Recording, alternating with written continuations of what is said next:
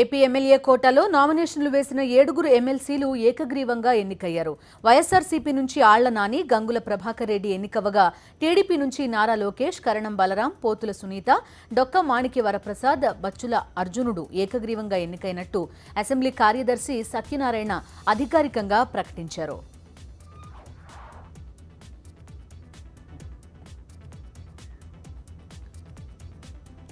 లోక్సభ సాక్షిగా వైఎస్ఆర్సీపీ ప్రత్యేక హోదా పోరు ముమ్మరం చేసింది. వైఎస్ఆర్సీపీ ఎంపీ వైవి సుబ్బారెడ్డి ప్రత్యేక హోదాపై లోక్సభలో ప్రైవేట్ బిల్లు ప్రవేశపెట్టారు.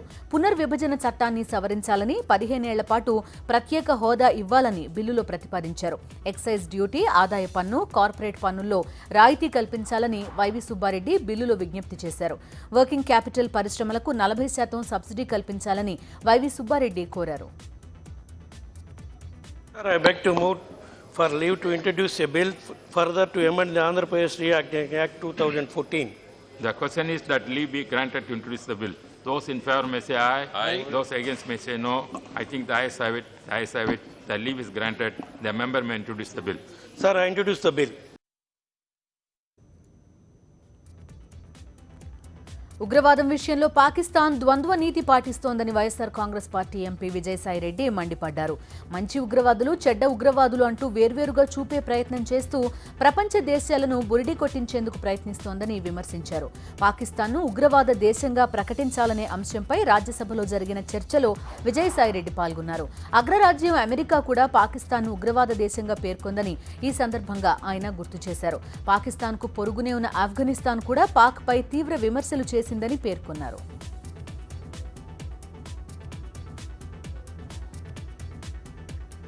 తెలంగాణ అసెంబ్లీలో ఉభయ సభలను ఉద్దేశించి గవర్నర్ నరసింహన్ ప్రసంగించారు. 2.5 ఏళ్లలో ప్రభుత్వం అన్ని రంగాల్లో పురోగతి సాధించిందని చెప్పారు. మిషన్ భగీరథ ద్వారా తాగునీరు అందించేందుకు కృషి చేస్తున్నామని చెప్పారు. కొత్త జిల్లాల ఏర్పాటు ద్వారా పాలనను ముందుకు తీసుకెళ్తున్నట్టు వివరించారు. జిల్లాల అభివృద్ధికి ప్రణాళికలు రూపొందిస్తున్నామని తెలిపారు. సంక్షేమ పథకాలు ప్రతి వ్యక్తికి చేరేలా ప్రభుత్వం కృషి చేస్తోందన్నారు. వ్యవసాయ వృద్ధి రేటు రాష్ట్రంలో 17.2% ఉందని, 24 గంటలు విద్యుత్ సరఫరా చేస్తున్నామని చెప్పారు. గవర్నర్ ప్రసంగంపై అసంతృప్తి వ్యక్తం చేసిన కాంగ్రెస్ సభ్యులు సభ నుంచి వాకౌట్ చేశారు. గవర్నర్ ప్రసంగాన్ని నిరసిస్తూ కాంగ్రెస్ సభ్యులు వాకౌట్ చేశారు. గవర్నర్ ప్రసంగంలో అన్ని అబద్దాలే చెప్పించారని మండిపడ్డారు. ప్రభుత్వం గొప్పగా చెప్పుకుంటున్న పథకాలపై నిర్దిష్ట ప్రణాళిక ప్రకటించలేదని ఆరోపించారు. శాసనసభలో ఆర్థిక ప్రగతి తగ్గిందన్న సీఎం కేసీఆర్ ఇప్పుడు పెరిగిందని చెప్పించడమేంటని ప్రశ్నించారు.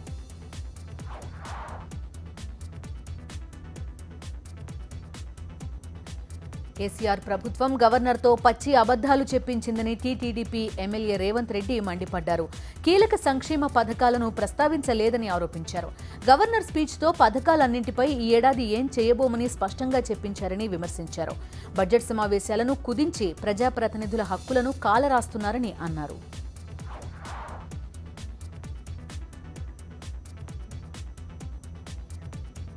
గవర్నర్ ప్రసంగం అనంతరం తెలంగాణ బీఏసీ సమావేశమైంది. ఈ నెల 27 వరకు శాసనసభ సమావేశాలు జరపాలని బిజినెస్ అడ్వైజరీ కమిటీ నిర్ణయించింది. మొత్తం 14 రోజుల పాటు జరగనున్న సమావేశాల్లో భాగంగా రేపు గవర్నర్ ప్రసంగానికి ధన్యవాద తీర్మానంపై చర్చ నిర్వహిస్తారు. 13న ఆర్థిక మంత్రి ఈటెల రాజేందర్ సభలో బడ్జెట్ ప్రవేశపెడతారు. 15న బడ్జెట్పై చర్చిస్తారు. దీంతో పాటు 25న ద్రవ్య వినిమయ బిల్లుపై కూడా చర్చ జరపాలని బీఏసీ నిర్ణయించింది. బీఏసీ సమావేశంలో అసెంబ్లీ పొడిగింపుపై విపక్షాలు పట్టుబట్టాయి. అసెంబ్లీ సమావేశాలు ఎక్కువ రోజులు జరపాలని డిమాండ్ చేశాయి. అయితే మార్చి 31లోగా బడ్జెట్ను ఆమోదించాలన్న నిబంధన నేపథ్యంలో అసెంబ్లీ సమావేశాలు పొడిగించే అవకాశాలు లేవని అధికార పార్టీ స్పష్టం చేసింది. తెలుగుదేశం పార్టీ గజదొంగల పార్టీగా మారిందని వైఎస్ఆర్సీపీ రాష్ట్ర ప్రధాన కార్యదర్శి భూమన కరుణాకర్ రెడ్డి మండిపడ్డారు. టీడీపీలో బ్యాంకు దొంగలు, పన్ను ఎగవేతదారులు పెరిగిపోయారన్నారు. నారా లోకేష్ నుంచి కింది స్థాయి నేత వరకు అందరిది నేర చరిత్రేనన్నారు భూమన. తిరుపతి, సింగాలగుంటలో నిర్వహించిన గడప గడపకు వైఎస్ఆర్ కార్యక్రమంలో ఆయన పాల్గొన్నారు. ఇంటింటికి వెళ్లి వారి సమస్యలు తెలుసుకున్నారు. ఈ సందర్భంగా భూమనకు ఘన స్వాగతం లభించింది. మహిళలు ఆయనకు మంగళహారతులు పట్టారు. సింగాలగుంటలోని అమ్మవారి ఆలయంలో భూమన పూజలు జరిపించారు.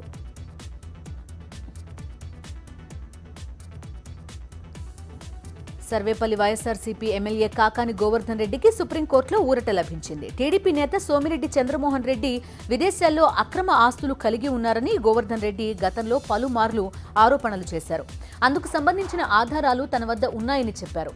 కాకాని ఆరోపణలపై సోమిరెడ్డి కోర్టులో కేసు వేశారు. గోవర్ధన్ రెడ్డి నకిలీ పత్రాలు సృష్టించి తన ప్రతిష్టను దెబ్బతీస్తున్నారని పిటిషన్లో సోమిరెడ్డి పేర్కొన్నారు. ఈ కేసును విచారించిన సర్వోన్నత న్యాయస్థానం కాకానిని అరెస్టు చేయొద్దని ఆదేశాలు జారీ చేసింది. మిర్చి ధరలు రోజురోజుకి పతనమవుతున్నాయి. గుంటూరు మార్కెట్ యార్డ్లో దేశవాళీ రకం మిర్చి క్వింటా ధర 4,000 రూపాయలకు పడిపోయింది.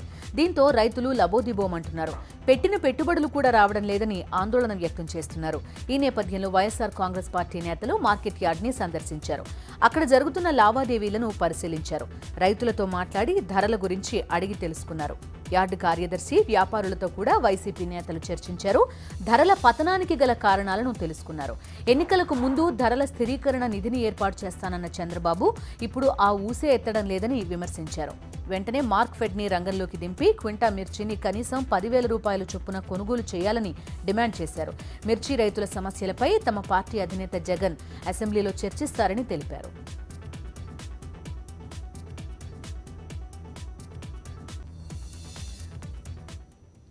ఈ మిర్చి కష్టాల మీదనే రాత్రి 9:30 గంటలకు మ్యాగజైన్ స్టోరీ చూడొచ్చు. మిగతా డీటెయిల్స్లోకి వెళ్తే చిత్తూరు జిల్లా ఆదాయ పన్ను శాఖ అధికారుల వరుస దాడులతో టీడీపీ నేతల గుండెల్లో రైళ్లు పరిగెడుతున్నాయి. ఆ మధ్య ఎమ్మెల్యే అమర్నాథ్ రెడ్డి అనుచరురాలు పెద్ద పంజాని జెడ్పీటీసీ సులోచన ఇంటిపై దాడి చేసిన అధికారులు ఇప్పుడు పలమనేరు టీడీపీ నియోజకవర్గ కన్వీనర్ సుభాష్ చంద్రబోస్ ని టార్గెట్ చేశారు. ఆయన ఇంట్లో, ట్రాన్స్పోర్ట్ కార్యాలయంలో సోదాలు చేశారు. అంతేకాక చిత్తూరు, విజయవాడ, బెంగళూరులలో 3 బృందాలుగా దాడుల్లో పాల్గొన్నారు.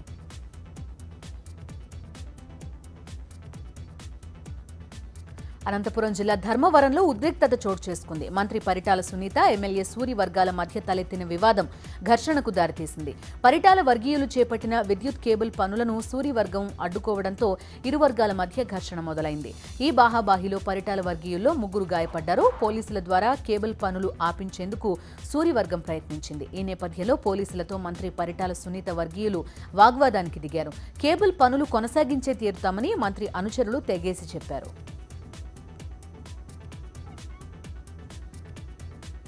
పెంచిన ఇంటి పన్నుకు వ్యతిరేకంగా తూర్పుగోదావరి జిల్లాలో వైఎస్ఆర్సీపీ పోరుబాట పట్టింది. పెంచిన పన్నులను తగ్గించాలని డిమాండ్ చేస్తూ రాజానగరం నియోజకవర్గంలోని దివాన్ చెరువుతో పాటు కోరుకొండ, సీతానగరం మండలాల్లో వైఎస్ఆర్ కాంగ్రెస్ పార్టీ ఆధ్వర్యంలో ధర్నాలు జరిగాయి. రాజమండ్రి లాలా చెరువు వద్ద వైఎస్ఆర్సీపీ యువజన విభాగం రాష్ట్ర అధ్యక్షుడు జక్కంపూడి రాజా నిరాహార దీక్షకు దిగారు.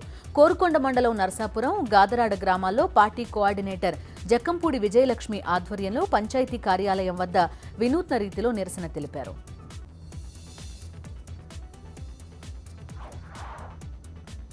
పేదల గుడిసెల తొలగింపు ఉద్రిక్తతకు దారితీసింది. మహబూబ్ నగర్ జిల్లా శివారులోని సర్వే నంబర్ 551లోని ప్రభుత్వ స్థలంలో నిరుపేదలు 3 ఏళ్ల నుంచి ఇళ్లు నిర్మించుకుని నివాసం ఉంటున్నారు. తమకు పట్టాలు ఇప్పించమని స్థానిక ఎమ్మెల్యే, రెవెన్యూ అధికారుల దగ్గర మొరపెట్టుకున్నారు. వారి ఆవేదనను పట్టించుకోని అధికారులు అక్రమ నిర్మాణాలంటూ వారు వేసుకున్న గుడిసెలను తొలగించేందుకు పూనుకున్నారు. పొక్లైన్లతో గుడిసెలు, రేకుల షెడ్లను ధ్వంసం చేశారు. ఈ ప్రయత్నాన్ని బాధితులు అడ్డుకున్నారు.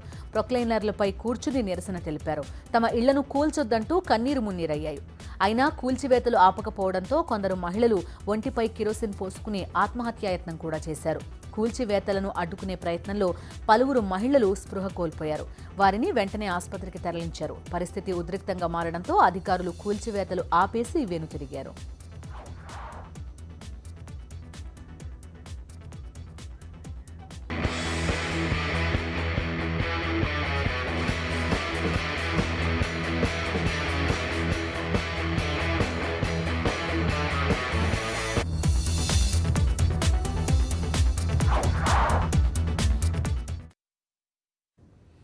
Welcome back. సిద్దిపేట జిల్లా దుబ్బాకలో సినీ నటి సమాంత సందడి చేశారు. తెలంగాణ చేనేత రంగ బ్రాండ్ అంబాసిడర్ గా వ్యవహరిస్తున్న సమాంత దుబ్బాకలో పర్యటించారు. స్థానిక చేనేత సంఘాన్ని సందర్శించి కార్మికులతో ముచ్చటించారు. చేనేత కార్మికుల సమస్యలను ప్రభుత్వం దృష్టికి తీసుకెళ్తానన్నారు. చేనేత రంగాన్ని కాపాడుకునేందుకు తాను నేత దుస్తులను ధరిస్తానని చెప్పారు. మృతి చెందిన నేతన్నల కుటుంబాలకు సహాయం అందేలా ప్రభుత్వంపై ఒత్తిడి తెస్తానని సమాంత హామీ ఇచ్చారు.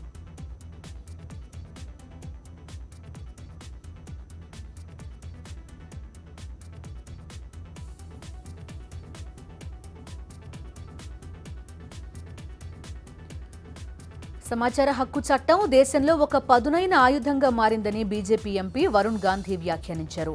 గుంటూరు జిల్లా తాడేపల్లిలోని కేఎల్ యూనివర్సిటీ నిర్వహించిన సమ్యక్ టెక్నో మేనేజ్మెంట్ ఫెస్ట్ కార్యక్రమానికి ముఖ్య అతిథిగా హాజరైన వరుణ్ గాంధీ విద్యార్థులను ఉద్దేశించి మాట్లాడారు.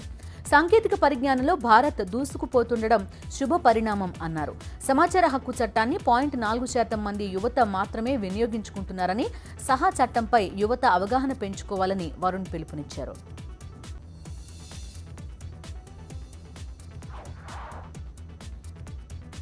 గర్భంలో శిశువు కన్నుమూసింది. ఆపరేషన్ చేసి పెద్ద ప్రాణాన్ని కాపాడేందుకు కూడా వైద్యులు ముందుకు రాలేదు. ఈ సంఘటన వికారాబాద్ జిల్లాలో జరిగింది. ధరూర్కి చెందిన వెంకటేష్, స్వప్నప్రియ దంపతులు. స్వప్నప్రియ గర్భవతి అయినప్పటి నుంచి వికారాబాద్లోని ఒక ప్రైవేట్ ఆసుపత్రిలో లేడీ డాక్టర్ దగ్గర చికిత్స చేయిస్తున్నారు. క్రమం తప్పకుండా అన్ని టెస్టులు చేయించారు. అయితే 9వ నెలలో వైద్యురాలిని సంప్రదించగా గర్భంలోని శిశువు మరణించినట్టు చెప్పారని బంధువులు అంటున్నారు. శిశువు మృతికి కారణం కూడా చెప్పలేదని, పైగా డాక్టర్ తమతో దురుసుగా ప్రవర్తించిందని ఆరోపిస్తున్నారు. బిడ్డను ఎలాగూ కోల్పోయాం, ఆపరేషన్ చేసి తల్లినైనా కాపాడమని వేడుకున్న ఆ వైద్యురాలు కరుణించలేదని అంటున్నారు. 10,000 రూపాయలు కట్టించుకుని కూడా నిర్లక్ష్యంగా వ్యవహరించారని వాపోయారు. ఆసుపత్రి ముందు ఆందోళనకు దిగారు. మనుషుల ప్రాణాలంటే లెక్కలేని వైద్యులపై చర్యలు తీసుకోవాలని డిమాండ్ చేస్తున్నారు.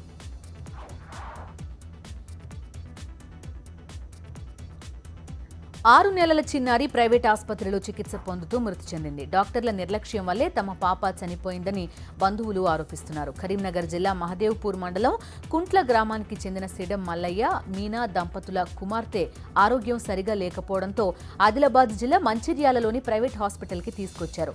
పాపను పరీక్షించిన వైద్యులు ఎక్స్రే తీశారు. ఆ తర్వాత చిన్నారికి ఇంజెక్షన్ ఇచ్చారు. అప్పటి నుంచి పాప కదల్లేదని ఆమె తల్లి కన్నీరు మున్నీరవుతుంది. పసిబిడ్డల ప్రాణాలు తీస్తున్న ఆసుపత్రిపై చర్యలు తీసుకోవాలని బంధువులు డిమాండ్ చేస్తున్నారు. ఆసుపత్రి ముందు ఆందోళన చేశారు.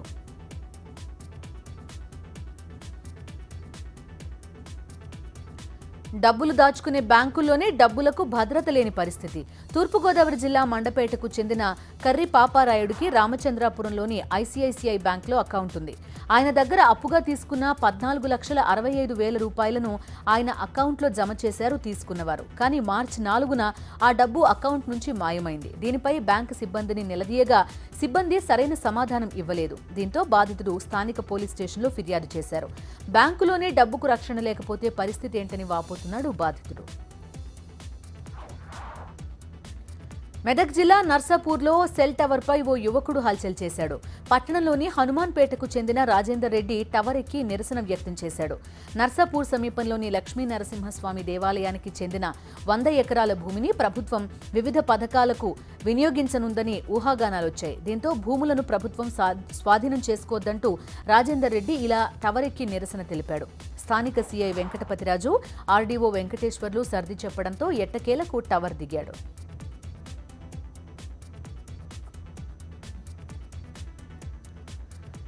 దొంగలు దొరికారు, ఇక స్థానికులు ఊరుకుంటారా? చావగొట్టారు. రాజమండ్రిలో రద్దీగా ఉండే గంటాలమ్మ వీధిలో రాత్రి దొంగలు హల్చల్ చేశారు. కత్తులు, తుపాకులతో వచ్చిన 5గురు దుండగులు ఓ బంగారు దుకాణంలో దూరారు. దుకాణంలోని 4 వ్యక్తులను కట్టేసి 100 గ్రాముల బంగారం దోచుకుని ఉడాయించే ప్రయత్నం చేశారు. ఇంతలో స్పందించిన స్థానిక యువకులు పారిపోతున్న దొంగలను వెంబడించారు. 3 తప్పించుకోగా ఒకరిని పట్టుకున్నారు. చొక్కాలు ఊడదీసి దేహశుద్ధి చేశారు. తర్వాత పోలీసులకు అప్పగించారు. పట్టుబడిన దొంగలు బెంగాల్కు చెందిన వారిగా పోలీసులు గుర్తించారు. కేసు నమోదు చేసి పారిపోయిన 3 దొంగలను పట్టుకునే పనిలో పడ్డారు.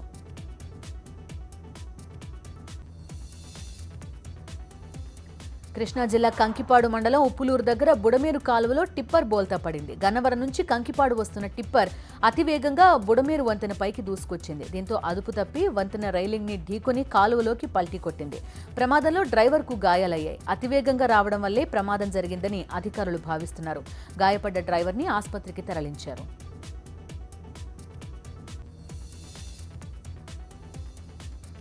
డీసీఎం వ్యాన్ రోడ్డు పక్కనున్న రేకుల షెడ్లోకి దూసుకెళ్లింది. కృష్ణా జిల్లా కంచికచెర్ల మండలం కీసర దగ్గర జరిగిన ఈ ప్రమాదంలో 1 మృతి చెందగా 6 గాయపడ్డారు.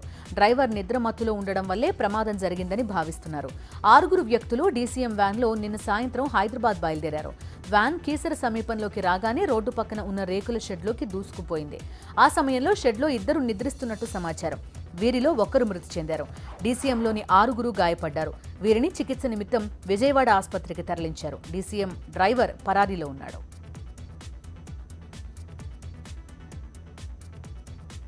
కోర్టు ధిక్కారం కేసులో కలకత్తా హైకోర్టు న్యాయమూర్తి జస్టిస్ సిఎస్ కర్ణన్కు సుప్రీంకోర్టు బెయిలబుల్ అరెస్ట్ వారెంట్ జారీ చేసింది. ధిక్కరణ కేసులో కోర్టుకు హాజరు కానందున జస్టిస్ కర్ణన్కు 7 సభ్యుల సుప్రీం ధర్మాసనం వారెంట్ జారీ చేసింది. జస్టిస్కి వారెంట్ అందించాలని వెస్ట్ బెంగాల్ డీజీపీని ఆదేశించింది. ఓ హైకోర్టు జడ్జికి సర్వోన్నత న్యాయస్థానం వారెంట్ జారీ చేయడం సుప్రీం చరిత్రలో ఇదే తొలిసారి. జస్టిస్ కర్ణన్ కేసును సుమోటోగా స్వీకరించిన అత్యున్నత న్యాయస్థానం ఫిబ్రవరి 13న కోర్టుకు హాజరు కావాలని నోటీసు ఇచ్చింది.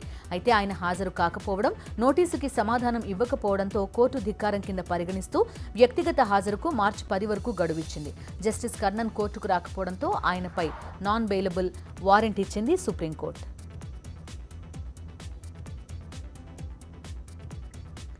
దళితుడినైనందునే తనను అణచివేయాలని చూస్తున్నారని కోల్కతా హైకోర్టు న్యాయమూర్తి జస్టిస్ కర్ణన్ కొలీజియం వ్యవస్థపై ఆరోపణలు గుప్పించారు.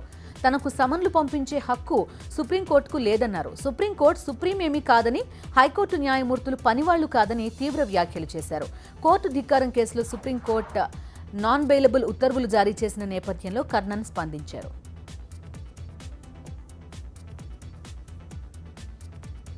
ఉత్తరప్రదేశ్లో సమాజ్వాదీ కాంగ్రెస్ కూటమి అధికారం చేపడుతుందని ధీమా వ్యక్తం చేశారు ఏఐసీసీ ఉపాధ్యక్షుడు రాహుల్ గాంధీ.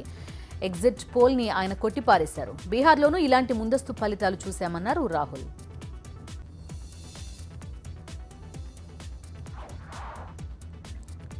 అన్నాడీఎంకే ప్రధాన కార్యదర్శిగా శశికళ తన నియామకంపై కేంద్ర ఎన్నికల సంఘానికి వివరణ ఇచ్చారు. పార్టీ నియమావళిని తాను ఉల్లంఘించలేదని, పార్టీ నిబంధనల ప్రకారమే తాను ఎన్నికయ్యానని ఈసీకి తెలియజేశారు. జయలలిత మరణానంతరం అన్నాడీఎంకే ప్రధాన కార్యదర్శిగా శశికళ ఏకగ్రీవంగా ఎన్నికైన సంగతి తెలిసిందే. అయితే ఆమె ఎన్నిక చెల్లదంటూ మాజీ ముఖ్యమంత్రి పన్నీర్ సెల్వం వర్గీయులు ఈసీని ఆశ్రయించారు. ఈసీ నోటీసులు జారీ చేయడంతో శశికళ వివరణ ఇచ్చారు. ఆదాయానికి మించిన ఆస్తుల కేసులో దోషిగా తేలిన శశికళ ప్రస్తుతం బెంగళూరు పరప్పన అగ్రహార జైలులో శిక్ష అనుభవిస్తున్నారు.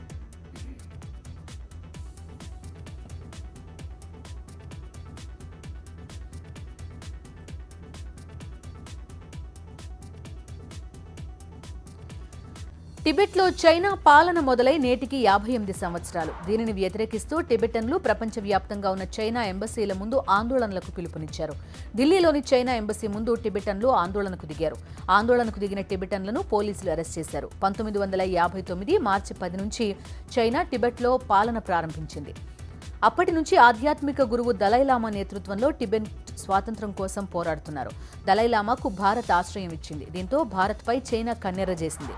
వచ్చే నెలలోనే దలైలామా భారత్లోని ఈశాన్య రాష్ట్రం అరుణాచల్ ప్రదేశ్లో అధికారికంగా పర్యటిస్తున్నారు. దీనిపై చైనా ఇప్పటికే అభ్యంతరం వ్యక్తం చేసింది.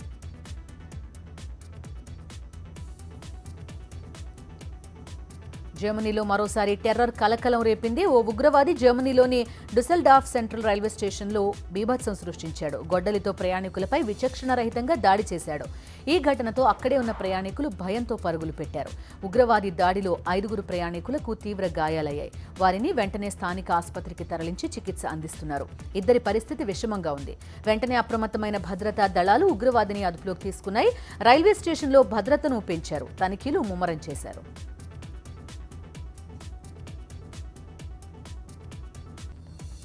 మధ్య అమెరికాలోని గ్వాటమాలాలో జరిగిన ఘోర అగ్ని ప్రమాదంలో మృతుల సంఖ్య 34కి పెరిగింది.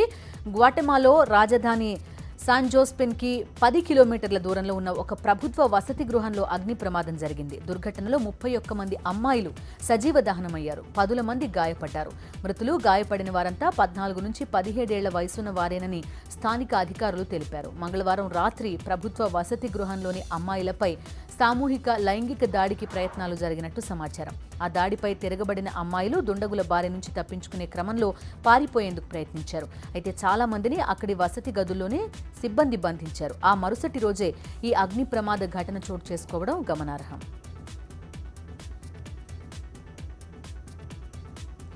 పచ్చటి పెళ్లి పందిరిలో రక్తపు టేరులు పారాయి. పెళ్లి మంటపమే లక్ష్యంగా జరిగిన దాడి 26 మందిని బలి తీసుకుంది.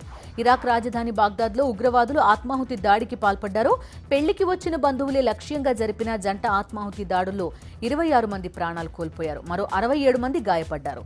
మృతుల్లో మహిళలు, చిన్నారులే ఎక్కువ మంది ఉన్నారు. బాగ్దాద్కి 130 కిలోమీటర్ల దూరంలో ఉన్న టిక్రిత్ నగరానికి సమీపాన హజాజ్ అనే ప్రాంతంలో ఈ దారుణం జరిగింది. పేలుడు పదార్థాలు నింపిన జాకెట్ ధరించిన ఒక వ్యక్తి వేడుకలోని సమీపంలోని జనం వద్దకు వచ్చి తనను తాను పేల్చుకున్నాడు. గాయపడిన వారిని ఆసుపత్రికి తరలించడానికి బంధువులు, స్థానికులు గుమికూడిన టైంలో మరో ఉన్మాది ఆత్మాహుతికి పాల్పడ్డాడు.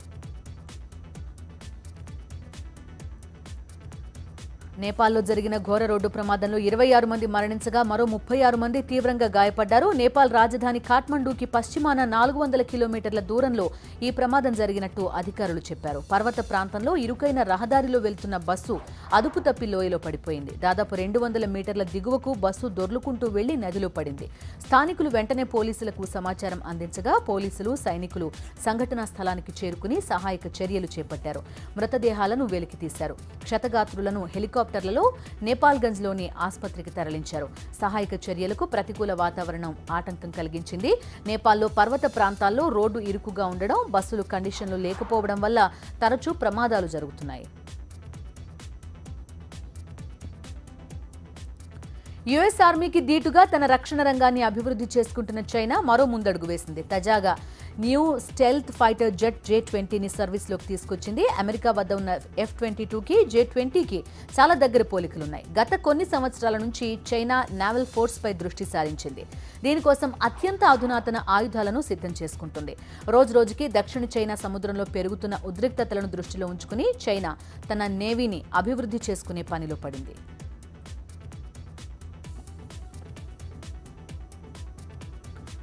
5 రాష్ట్రాల ఎన్నికల ఫలితాలు బీజేపీకి పాజిటివ్గా ఉంటాయనే అంచనాలు మార్కెట్లో పాజిటివ్ సంకేతాలిచ్చాయి. దీంతో స్టాక్ మార్కెట్లు వారాంతాన లాభాల్లో ముగిశాయి. సెన్సెక్స్ 17 పాయింట్ల లాభంతో 28,946 పాయింట్ల వద్ద ముగిసింది. నిఫ్టీ 7 పాయింట్ల లాభంతో 8,934 పాయింట్ల వద్ద ముగిసింది. సెక్టార్ సూచీల్లో టెక్ సూచీలు 0.5%, క్యాపిటల్ గూడ్స్ 0.47%, టెలికాం సూచీలు 0.87% లాభపడ్డాయి. నిఫ్టీ టాప్ గెయినర్స్ లిస్టులో బాష్ లిమిటెడ్ 3.32%, భారతీ ఎయిర్టెల్ 1.3%, ఇన్ఫ్రాటెల్ 1.26% లాభపడ్డాయి. నిఫ్టీ టాప్ లూజర్స్ లిస్టులో టెక్ఎం 2.25%, బీపీసీఎల్ 1.54%, గ్రాసిమ్ 1.34%, ఎన్టీపీసీ 1.01% నష్టపోయాయి.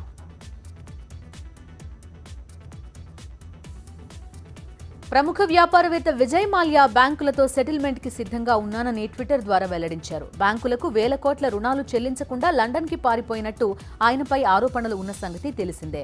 బ్యాంకులకు రుణాలు చెల్లించే అంశంపై సమస్యను ఒకేసారి పరిష్కరించేందుకు వన్ టైం సెటిల్మెంట్ బ్యాంకులతో చర్చించడానికి తాను సిద్ధంగా ఉన్నానని చెప్పారు. ప్రభుత్వ రంగ బ్యాంకులకు వన్ టైం సెటిల్మెంట్ పాలసీలున్నాయి. 100 మంది దీన్ని ఉపయోగించుకున్నారు. మాకు మాత్రం ఎందుకు దీన్ని నిరాకరిస్తున్నారు అని ప్రశ్నించారు. సుప్రీంకోర్టు ముందు తమ ఆఫర్ ఉంచినప్పుడు బ్యాంకులు ఏమాత్రం పట్టించుకోకుండా తిరస్కరించాయని మాల్యా తెలిపారు. పారదర్శకంగా బ్యాంకులతో సెటిల్మెంట్ చేసుకోవడానికి చర్చలు జరిపేందుకు సిద్ధంగా ఉన్నానని మాల్యా ట్విట్టర్లో పేర్కొన్నారు. సుప్రీంకోర్టు ఈ అంశంలో జోక్యం చేసుకుని సమస్య పరిష్కరించాలని, సెటిల్మెంట్ చేసుకునే విధంగా బ్యాంకులను ఆదేశించాలని, అందుకు తాను సిద్ధంగా ఉన్నానని అన్నారు. ఉద్దేశపూర్వక రుణ ఎగవేత, పారిశ్రామికవేత్త విజయ్ మాల్యాపై కోర్టు ధిక్కరణ కేసు నమోదు చేయాలని, అలాగే డియోజియో సంస్థ నుంచి పొందిన $40 మిలియన్ డిపాజిట్ చేసేలా ఆయనపై చర్యలు తీసుకోవాలని దాఖలైన 2 వేర్వేరు పిటిషన్లపై తీర్పును అత్యున్నత న్యాయస్థానం రిజర్వ్ చేసింది. వడ్డీ సహా దాదాపు 9,000 కోట్ల రుణ బకాయి కేసులో బ్యాంకింగ్ దిగ్గజం స్టేట్ బ్యాంక్ ఆఫ్ ఇండియా నేతృత్వంలోని 17 బ్యాంకుల కన్సార్షియం ఈ పిటిషన్లను దాఖలు చేసింది. మీరు అసలు మీ ఆస్తుల గురించి సరైన వివరాలని అందించారా అని జస్టిస్ ఆదర్శ్ కుమార్ గోయల్, యూకే లలిత్ నేతృత్వంలోని ద్విసభ్య ధర్మాసనం ప్రశ్నించింది.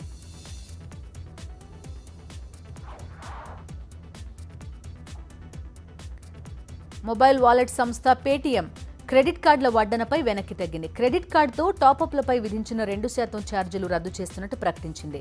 నిర్ణయాన్ని లక్షలాది ఖాతాదారుల ప్రయోజనాలను దృష్టిలో పెట్టుకుని ఈ ఫీజుని ఉపసంహరించుకుంటున్నట్టు వెల్లడించింది. వినియోగదారుల సౌలభ్యం తమకు అత్యంత ముఖ్యమని, అందుకే క్రెడిట్ కార్డు లావాదేవీలపై ఇటీవల విధించిన ఫీజుని రద్దు చేస్తున్నామని Paytm senior vice president Deepak Abbott ప్రకటించారు. అలాగే తమ సేవల దుర్వినియోగాన్ని పసిగట్టేందుకు తమ బృందాన్ని మరింత పటిష్టపరుస్తున్నట్టు పేర్కొన్నారు. మరోవైపు మరో వాలెట్ సంస్థ మొబిక్విక్ తమ వాలెట్స్లో క్రెడిట్ కార్డులతో టాపప్ చేస్తే ఎటువంటి ఛార్జీలు వసూలు చేయమని స్పష్టం చేసింది.